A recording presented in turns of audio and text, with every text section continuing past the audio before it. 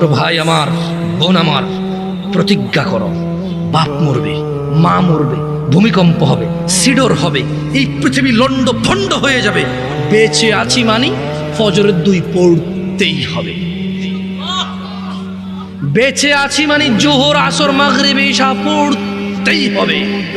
একটু আগে সিগারেট খেয়েছি, একটু পরে আজান হয়েছে, নামাজ পড়তে হবে। একটু আগে পর্নোগ্রাফি, উলঙ্গ সিনেমা দেখেছি, একটু পরে আজান হয়েছে, নামাজ পড়তেই হবে।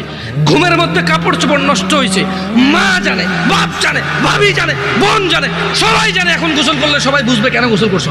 সবাই বুঝলে বুঝুক, না বুঝলে নাই। আরে বুঝলেই কি না বুঝলেই কি, আমার কাপড় নষ্ট হয়েছে, গোসল আমার ফরজ হয়েছে, আমি গোসল করবো, নামাজ পড়বো।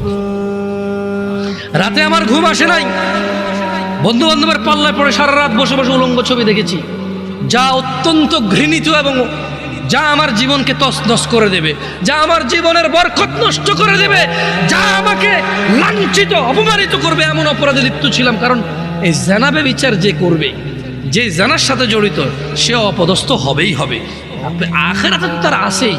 এই একটাই অপরাধ জানাবে বিচার, একটাই অপরাধ অশ্লীলতা, যেটা শাস্তি আল্লাহ দুনিয়াতে দিয়ে দেয়। কোথায় দেয়? আখিরাতে তো আছেই। সারা রাত উলঙ্গ ছবি দেখেছ, দেখে নিজের জামা কাপড় নষ্ট করেছ, অপবিত্র করেছ নিজেকে, অসুবিধা নাই। গুনাহ যা হওয়ার হয়ে গেছে, গুনাহ নিয়ে পড়ে থাকলে চলবে না। গুনাহ যা হওয়ার হয়ে গেছে, গুনাহ নিয়ে পড়ে থাকলে চলবে না।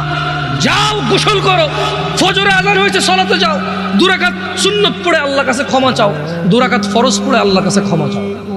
আর দেখবা না, প্রতিজ্ঞা করো, আবার দেখে ফেলেছ, অসুবিধা নাই। জোহর আযান হয়েছে, যাও মসজিদে যাও, গোসল করো, 2 রাকাত নামাজ পড়ো, আল্লাহর কাছে ক্ষমা চাও, প্রতিজ্ঞা করো, আর দেখবা না। আবার দেখে ফেলেছো, অসুবিধা নাই।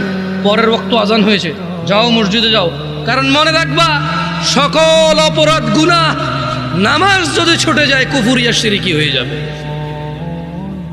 ছাড়া যাবে না।